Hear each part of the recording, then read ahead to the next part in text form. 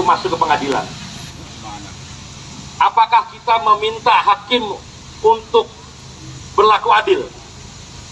Kita pasti tidak meminta hakim untuk berlaku adil.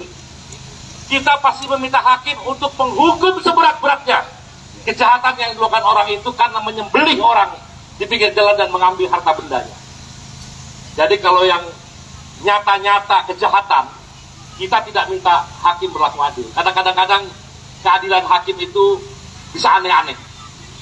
Dan hari ini kita datang juga ingin menyaksikan atau ingin mengatakan bahwa kita tidak meminta hakim berlaku adil. Karena ternyata dari 9 hakim itu ada yang pikirannya aneh-aneh. Maka keputusan kolektifnya juga jadi aneh. Kita meminta hakim Majelis Konstitusi untuk memastikan kekuasaan eksekutif yang telah menyembelih kesejahteraan kaum pekerja, kesejahteraan rakyat Indonesia, menyembelih sehingga mati mereka semua untuk diadili dengan seadil-adilnya, yaitu adalah memastikan dibatalkannya undang-undang Omnibus Law itu. Itulah yang disebut dengan keadilan. Jauh lebih jahat, saudara-saudara, undang-undang ini. Dan saya ingin menyampaikan lagi bahwa ketika yang amat berhormat, yang mulia Tuan Presiden menyampaikan perlunya ada undang-undang Omnibus Law, hanya dalam waktu 1 tahun, 1 tahun saja, bahkan kurang kalau tidak salah, terbentuklah undang-undang Omnibus Law.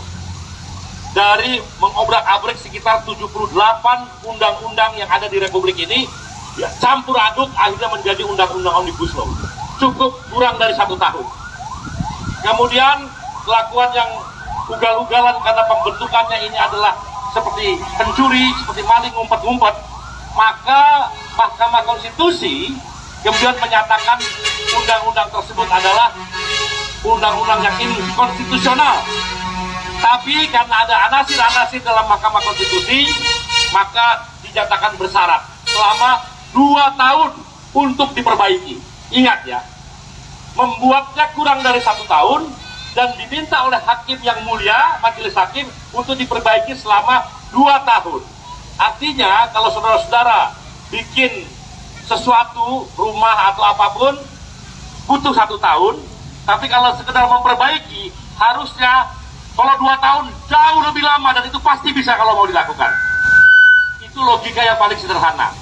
Faktanya selama 2 tahun, kemudian di tengah jalan, sudah mendekati, malah pemerintah mengabaikan itu, dan kemudian membentuk Perpu Cipta Kerja.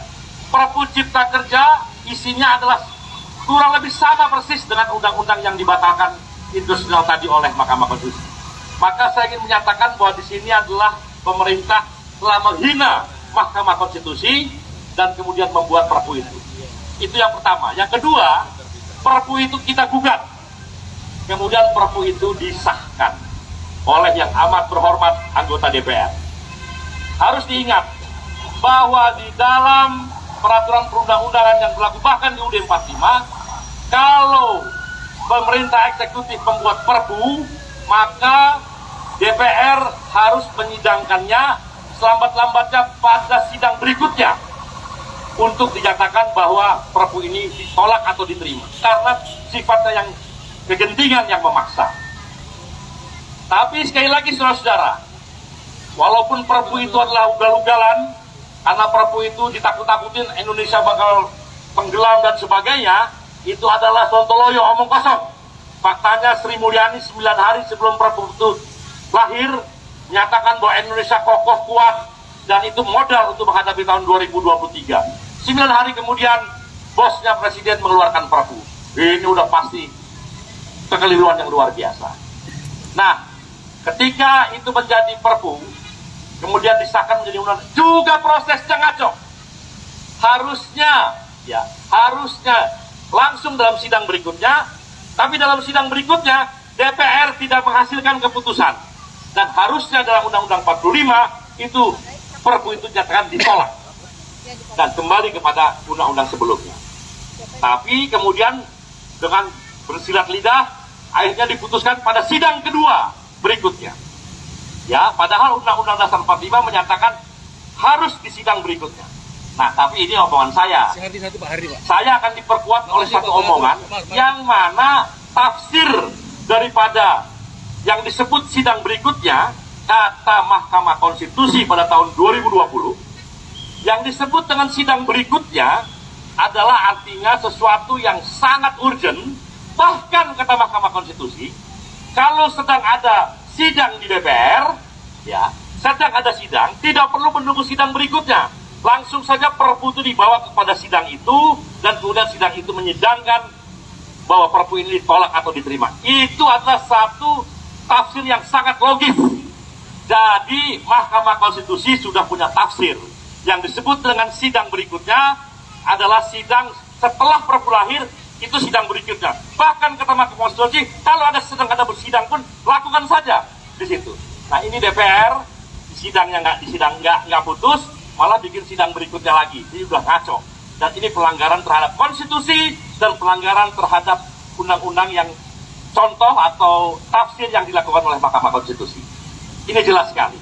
Maka saudara-saudara, kita dengan mudah di sini mengatakan, kalau Mahkamah Konstitusi besok tidak memutuskan itu cacat formil atau dia ugal-ugalan dalam pembentukannya dan tidak dinyatakan batal, maka Mahkamah Konstitusi, majelis-majelis hakimnya telah menjilat ludahnya sendiri. Setuju saudara-saudara?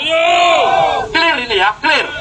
Dia sudah menyatakan inilah yang dimaksud sidang berikutnya, tapi kemudian gara-gara mungkin intervensi, maka apa yang sudah diucapkan dibatalkan kembali dan sudah diludahkan dijilat kembali.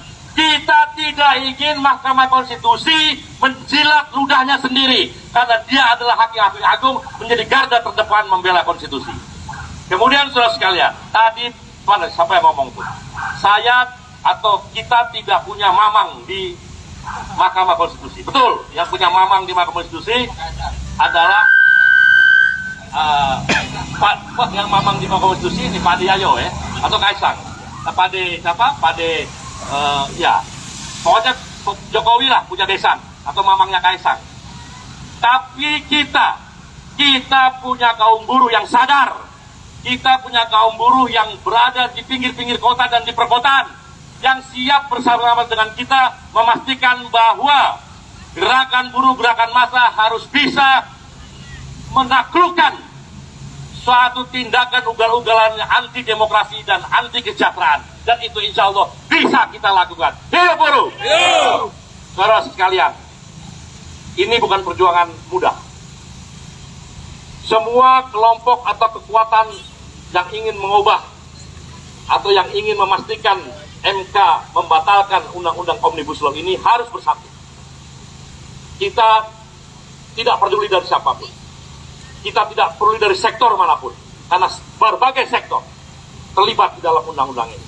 Kalau besok ada teman-teman kita, dan kita harapkan saudara, teman-teman kita yang ada di Rempang, yang ada di Jawa Tengah, yang ada di berbagai pelosok di Kalimantan, tanggal 2 atau dari Lampung dan sebagainya, tanggal 2 Oktober ingin datang ke sini demi undang-undang Omnibus Law ini dibatalkan, maka hadirlah mereka semua ke sini. Kita akan sambut mereka semua ke sini, saudara.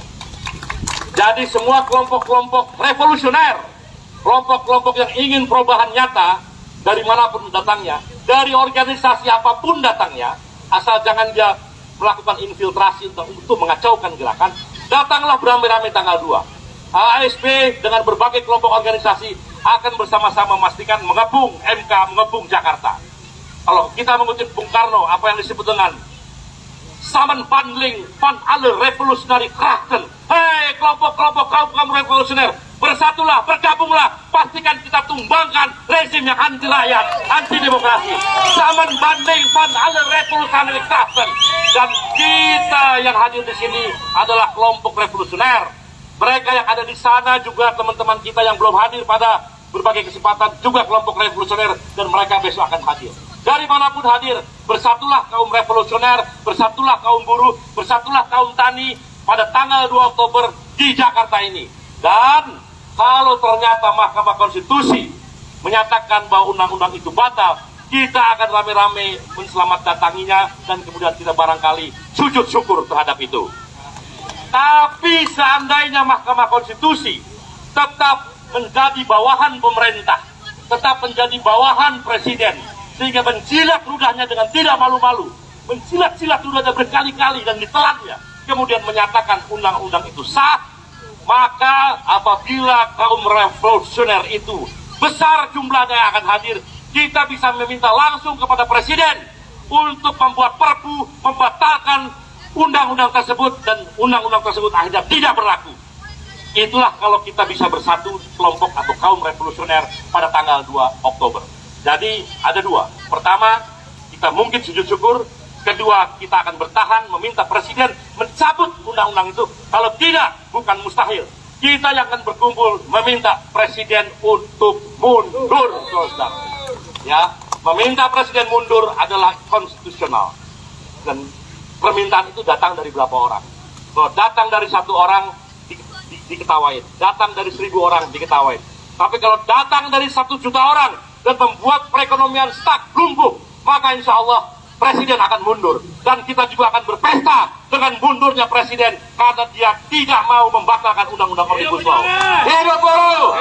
Hidup buruh! Hidup buruh! Terima kasih. Wassalamualaikum warahmatullahi wabarakatuh.